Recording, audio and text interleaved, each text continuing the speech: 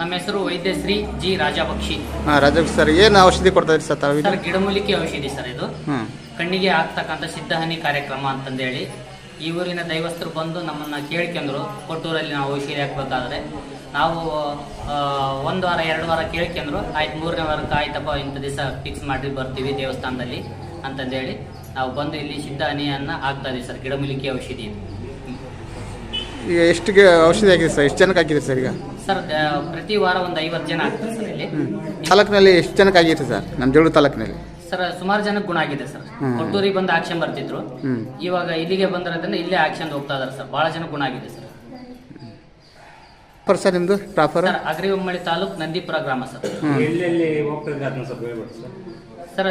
ಗುರುವಾರ ಕೊಟ್ಟೂರು ಇರುತ್ತೆ, ಬುಧವಾರ ಜಗಳೂರು ಇರುತ್ತೆ, ಆಮೇಲೆ ಮಂಗಳವಾರ ನಂದಿಪುರ ಇರುತ್ತೆ, ಶುಕ್ರವಾರ ಬಂದು ಬಾಗಲಕೋಟೆ ಇರುತ್ತೆ, ಶನಿವಾರ ಬಂದು ಅನಂತಪುರ ಇರುತ್ತೆ ಸರ್, ಮಹಾರಾಷ್ಟ್ರ ಅನಂತಪುರ ಇರುತ್ತೆ, ಭಾನುವಾರ ಬಂದ್ಬಿಟ್ಟು ರಾಣೆಬೆನ್ನೂರು ಇರುತ್ತೆ ಸರ್.